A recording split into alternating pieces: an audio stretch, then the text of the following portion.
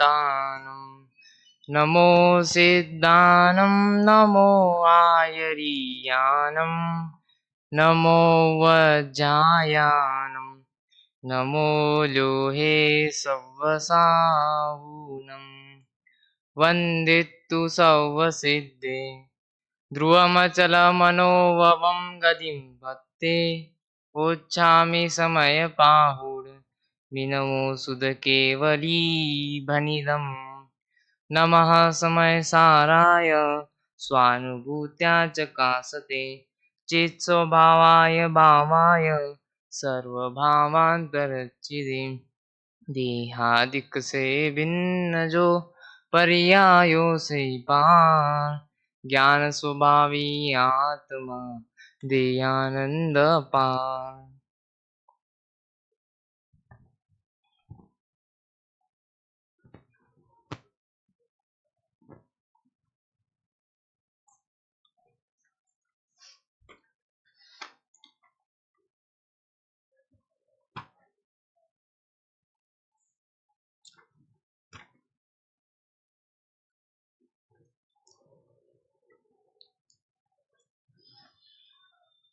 कुंद कुंद आचार्य देव प्रणीत समयसार परमागम, उसकी संस्कृत आत्मख्याति टीका और ज्ञायक भाव प्रबोधनी टीका हिंदी। तो इसमें हमारी चर्चा 11वीं गाथा में चल रही है। 11वीं गाथा संपूर्णपणे देखने के बाद, टीका सहित देखने के बाद जो नयों की चर्चा चल रही है उसको हम कंटिन्यू करने वाले हैं।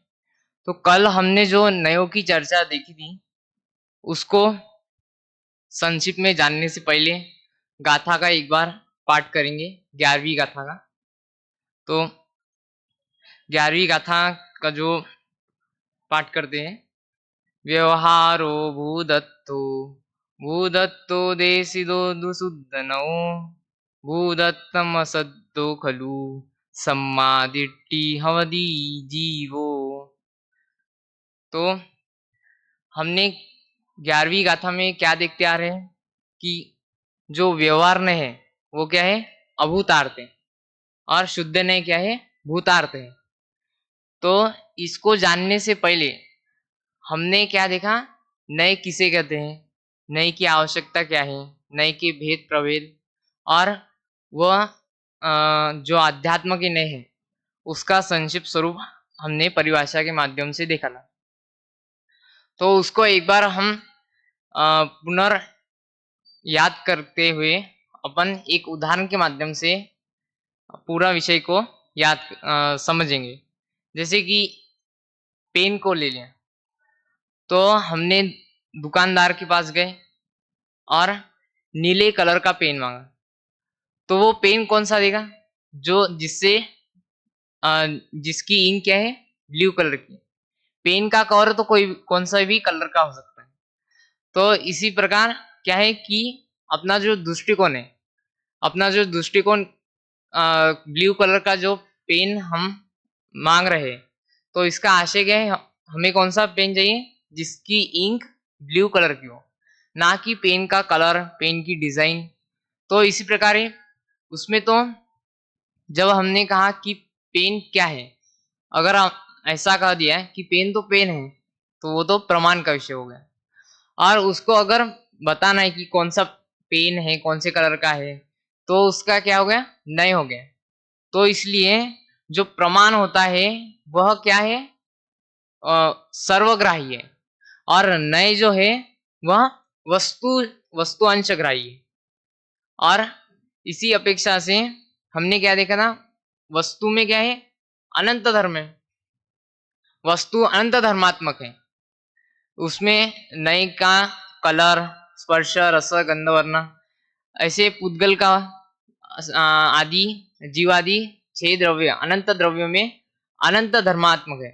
पर उसमें से किसी एक अंश को ग्रहण करके कथन करना, वह हो गया नए का विषय।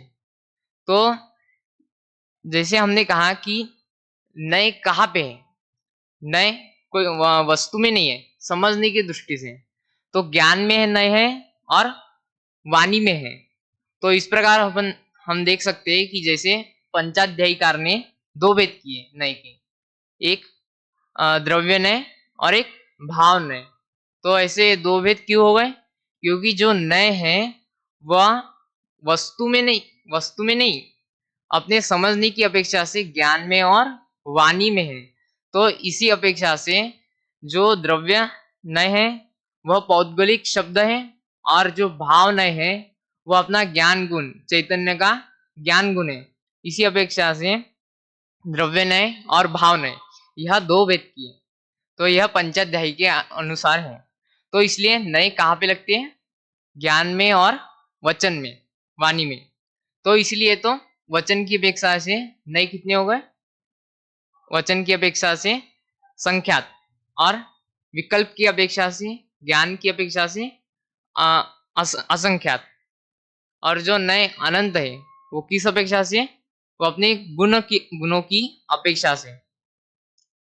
तो जैसे कि नय नय का स्वरूप हमने देखा था, तो उसको देखते हैं कि नय की परिभाषा, जैसे नयों की परिभाषा कहते हुए जैसे नयों की परिभाषा में क्या कहा था कि प्रमाण के द्वारा जाने हुए पदार्थ में से किसी एक अंश को ग्रहण करना, वह क्या है? नय है। तो प्रमाण के द्वारा, प्रमाण से द्वारा जाना मतलब सबको जाना। तो उसमें से किसी एक विवक्षा को जब अपन समझेंगे, ग्रहण करेंगे या विवक्षा करेंगे, तो उसको नय कहा है। तो अध्यात्म की जो नय कहा है वो कौन से? दो नय, निश्चय और व्यवहार। यह है मूल नय। तो मूल नय जो दो कहा है वो निश्चय नय और व्यवहार नय है। तो ये जो निश्चय नय और व्यवहार नय का स्वरूप हमने देखा था कि 11वीं गाथा में क्या कहा? निश्चय नय भूतार्थ है, और जो अभूतार्थ है वो क्या है? व्यवहार। तो व्यवहार क्या हो गया? अभूतार्थ कहा।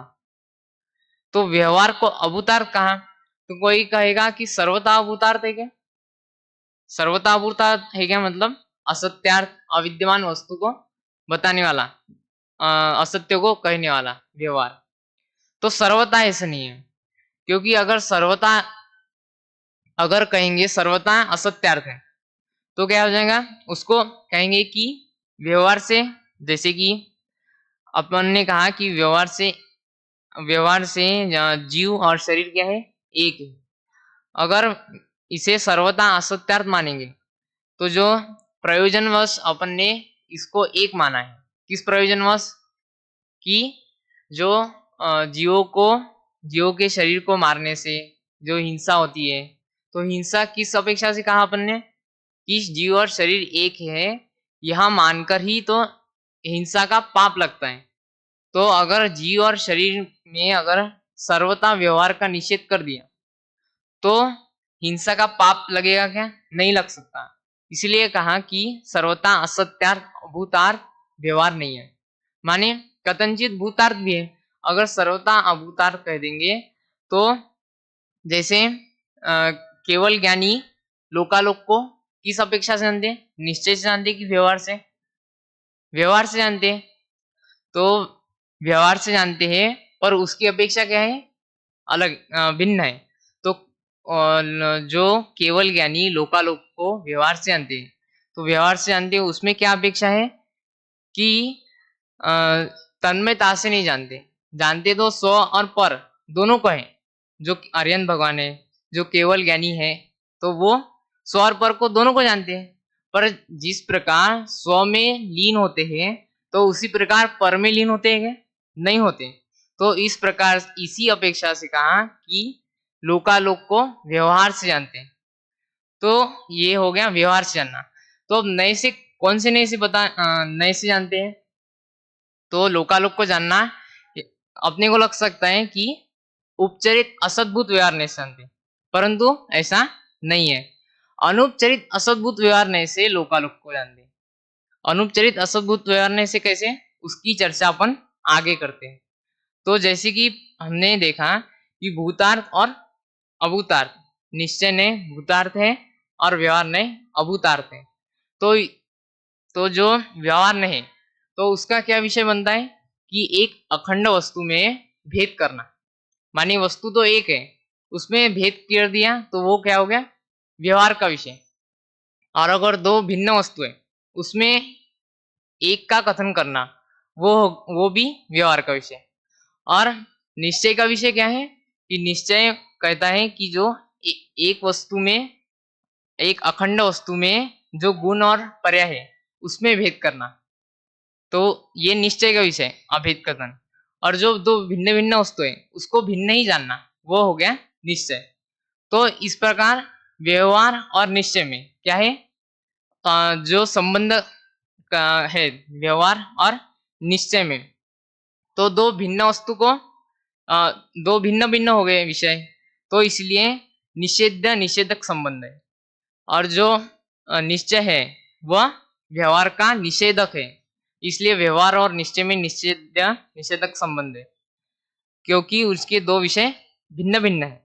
इसमें विपरीतता विरोध आते हुए भी ये दोनों निश्चय और व्यवहार क्या है, एक दूसरे के पूरक है। ऐसा नहीं है कि निषेध का जो कथन है वही व्यवहार कहता है, इसलिए व्यवहार माने जो व्यवहार है वो प्रतिपादक है और निश्चय प्रतिपाद्य है, माने जिसका प्रतिपादन करना है वह निश्चय है, और जो प्रतिपादन या जिसके द्वारा प्रतिपादन किया जा रहा है वह व्यवहार है। तो व्यवहार क्या करता है, निश्चय का ही प्रतिपादन करता है। क्या बिना निश्चय के बिना व्यवहार के निश्चय का प्रतिपादन नहीं हो सकता है? पर वो समझने की दृष्टि से समझ नहीं सकेंगे। अगर बिना व्यवहार के निश्चय, जैसे कि उदाहरण दिया, उदाहरण क्या दिया, जैसे म्लेच्छ की भाषा में सहज रूप से समझा सकते हैं, तो उसी प्रकार जो निश्चय का कथन है वो व्यवहार के माध्यम से होता है। परंतु आगे क्या कहा, न अनुसर्तव्य, माने व्यवहार को ग्रहण नहीं करना है। म्लेच्छ को म्लेच्छ की भाषा में जो बताया है, पर म्लेच्छ नहीं बन जाना। तो इसी प्रकार कहा है कि व्यवहार तो निश्चय का प्रतिपादन करता है, पर व्यवहार के विषय को ग्रहण नहीं करना, क्योंकि व्यवहार का जो विषय का अगर ग्रहण करें तो उसका फल क्या है, संसारी है। और जो निश्चय के विषय को ग्रहण करता है वही मुक्ति को प्राप्त होता है, वही निर्वाण को प्राप्त होता है। और इस गाथा में क्या कहा, उसी को सम्यक दर्शन प्राप्त होता है। जो भूतार्थ है यानी जो निश्चय, उसका जो आश्रय ग्रहण करता है उसी को सम्यक दर्शन प्राप्त होता है। अगर अपन देखें कि निश्चय और व्यवहार इन दोनों को ही ग्रहण करना कहा है, क्योंकि अगर जिन धर्मों को प्रवर्तना है, जैसे गाथा भी है तो समय सार में जो गाथा है उसमें कहा है कि जिन धर्म को अगर प्रवर्तना है तो दोनों को साथ में ही लेना है, निश्चय और व्यवहार को। अगर व्यवहार को छोड़ेंगे तो तीर्थ का लोप हो जाएगा, माने उपदेश का व्यवहार से। और अगर निश्चय को छोड़ेंगे तो तत्व का लोप हो जाएगा, कारण कि भूतार्थ का जो विषय है तत्व, उसी को समझकर अपन जो नयातीत भगवान आत्मा है उसको जान सकेंगे।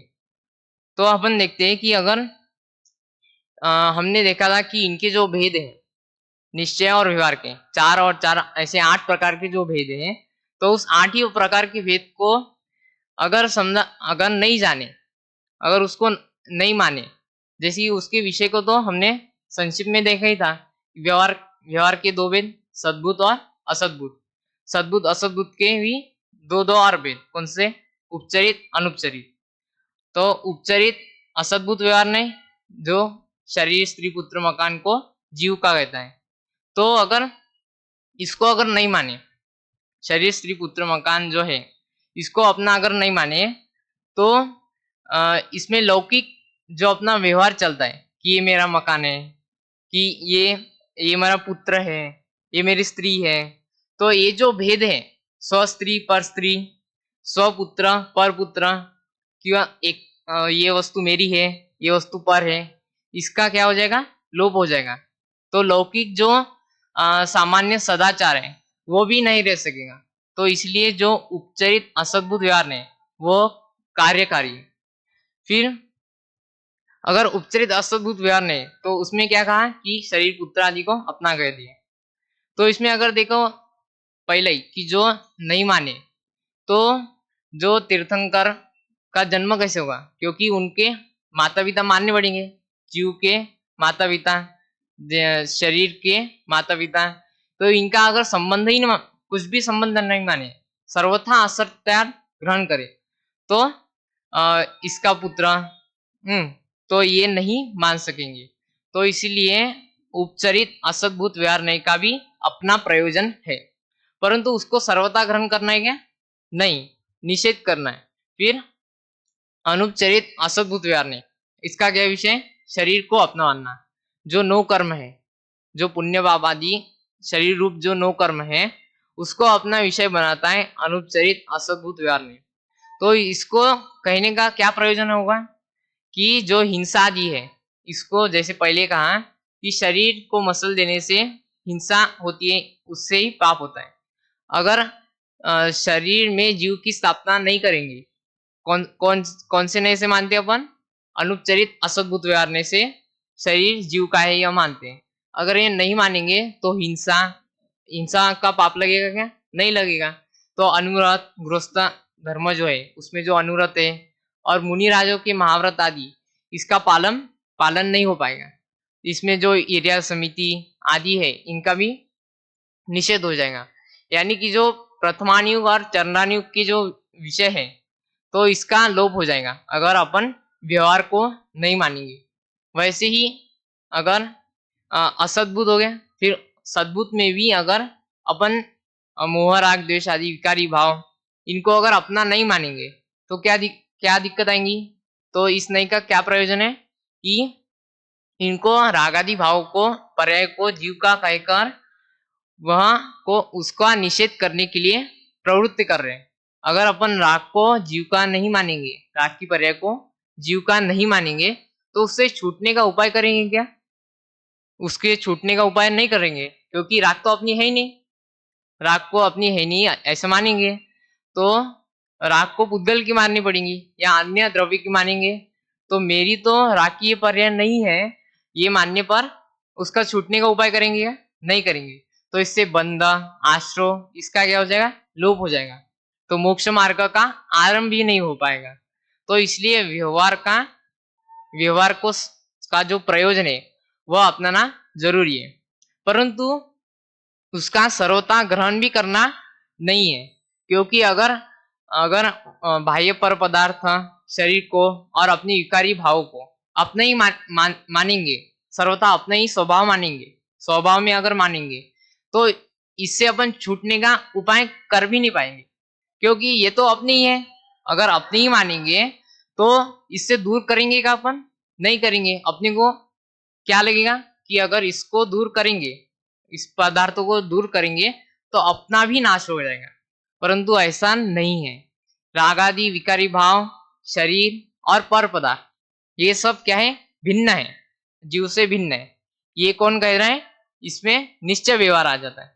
तो इसलिए निश्चय व्यवहार का भी अपना प्रयोजन है। तो अशुद्ध निश्चय नहीं क्या कहता है कि जो विकारी भाव है, विकारी भाव वाला जीव है, तो रागी द्वेषी मानी म्हणजे पापी संसारी, ये किस नहीं के विषय है, अशुद्ध निश्चय है। फिर इसको अगर नहीं मानेंगे तो वही दिक्कत आएंगी कि अपन इससे छूटने का उपाय नहीं कर पाएंगे। तो अशुद्ध निश्चय का ये प्रयोजन हुआ। पर अशुद्ध निश्चय के बाद एक देश शुद्ध निश्चय, एक देश शुद्ध निश्चय को नहीं मानेंगे, तो साधक साधक दशा जो है अपनी आत्मा की मुनिराजों की दशा जो है, जो एक देश शुद्ध पर्याय के सहित है, उनको अगर नहीं मानेंगे तो उसका लोप हो जाएगा। तो इसीलिए एक दिश शुद्ध निश्चय का अपना प्रयोजन है। फिर साक्षात शुद्ध निश्चय, साक्षात शुद्ध निश्चय माने केवल ज्ञानी। तो जीव को केवल ज्ञानी कहना यानी पूर्ण शुद्ध पर्याय से सहित कहना। तो इसको अगर नहीं मानेंगे तो उसको तो शुद्ध पूर्ण शुद्ध पर्याय को जीव का नहीं कह सकेंगे। तो जो पर्याय है वो किसकी होगी। तो इसीलिए साक्षात शुद्ध निश्चय ने भी अपना प्रयोजनभूत विषय बनाता है। फिर परम शुद्ध निश्चय, अब जो परम शुद्ध निश्चय है उसका क्या प्रयोजन है कि सर्व द्रव्य गुण पर्याय, अपने जो द्रव्य गुण पर्याय के विकल्प से रहित, नए पक्षातीत पक्षातिक्रांत जो भगवान आत्मा है, त्रिकाली गुरु भगवान आत्मा, उसको जो विषय बनाता है वह परम शुद्ध निश्चय है। तो इस प्रकार ये हर एक नए की क्या है, अपने अपने प्रयोजन है। तो इसको अगर नहीं मानेंगे तो इस प्रकार की बाधा आ सकती है। तो अगर अगर इसको सर्वथा, तो आत्मा तो क्या है, नए पक्षातीत है, तो इसको नए समझने की आवश्यकता क्यों है फिर? न जो आत्मा है वो तो नए नए से अतीत है, पक्षातिक्रांत है, फिर नए को जानने की आवश्यकता क्या है? तो जैसी कि कहा है कि जब तक नए को नहीं जानेंगे तब तक अज्ञान रूपी अंधकार दूर नहीं हो पाएगा, तब तक सम्यक दर्शन प्राप्त हो नहीं हो सकता, जब तक अपन नए को नहीं जानेंगे। जैसे कि एक विचार बिंदु है कि जैसे सच्चे शास्त्र का अगर अध्ययन कर रहे हैं, ठीक है, तो सच्चे शास्त्र का अध्ययन करते हुए भी क्या मिथ्या दृष्टि मिथ्या दृष्टि क्यों रहते हैं? क्योंकि नए नए का ज्ञान अभी तक नहीं हुआ। क्या तो आप बोलेंगे जान तो लिए सब, नए तो पूरी तरीके से हमने जान लिए, पर उसका क्या है, अनुभव नहीं हुआ, उसका अभी तक अनुभव नहीं आया। जब तक अनुभव नहीं होगा तब तक उस नए को जानकर, उस हर एक के प्रयोजन को जानकर उस दृष्टिकोण को अपन नहीं समझेंगे, क्योंकि पहले से अनादि से हमारी क्या है, मिथ्या मान्यता चलती आ रही है, असत कल्पना चलती आ रही है। तो जब तक सत कल्पना नहीं होगी तब तक उस कल्पना से अतीत होकर उस शुद्धात्मा को कैसे धारण कर सकेंगे? तो इसीलिए नए को जानने की आवश्यकता है और उसको जानकर अनुभव करने की आवश्यकता है। जैसे कि अपन समझे कि अनुभव करने का क्या मतलब है, कि जैसे नई मूवी आई है, अभी कौन सी नई मूवी आई है, देखो सबको पता है। तो नई मूवी जो आई है उसको अपन, किसी ने नहीं देखा हो तो अपन दोस्तों से पूछे कि अरे वो मूवी कैसी है, तो वो सब बताएंगा। तो जान लिया ना आपने सब मूवी के बारे में, तो जान तो लिया, फिर अब देखने की आवश्यकता नहीं है ना। अब तो नहीं देखेंगे क्योंकि दोस्त ने सब बता दिया मूवी के बारे में। तो आप कहोगे अरे नहीं, देखना तो हमें तो देखना है। क्यों देखना है? क्योंकि जो प्रत्यक्ष बने अनुभव करना है वह उसका स्वाद अलग है। तो इसी प्रकार जब तक अपन नई आत्मा को फिर सिर्फ ज्ञान से जानेंगे तो उसका जो स्वाद है वो नहीं आ पाएगा जो प्रत्यक्ष बने आ सकेगा। तो इसलिए जो जब तक अपन उस नए ज्ञान को अपने जीवन में जब तक अप्लाई नहीं करेंगे तब तक उस ज्ञान का कोई अर्थ नहीं है। इसीलिए उस नए ज्ञान को जानकर उस अपने त्रिकाली नयातीत जो भगवान आत्मा है उसको प्राप्त करें और इस प्रकार अपन मोक्ष को अग्रसर हो, मुक्ति को प्राप्त हो। इसी मंगल भावना से आज की वाणी को विराम देता हूं।